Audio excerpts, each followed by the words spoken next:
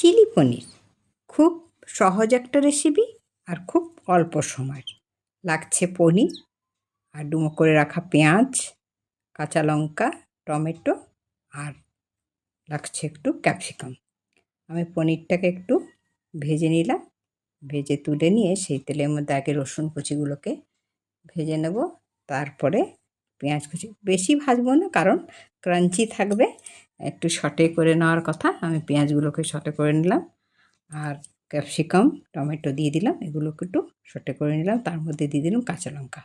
আমি কাঁচা লঙ্কা চিড়ে চিড়ে দিয়েছি, যার বেশি ঝাল লাগবে সে চটকে খেয়ে নেবে। এখানে একটু দিয়েছি পেঁয়াজ, রসুন আর একটু ক্যাপসিকাম আর আদা বেটে রেখেছিলাম, সেটা দিয়ে ভালো করে কষিয়ে নিয়ে জল দিয়ে দিলাম।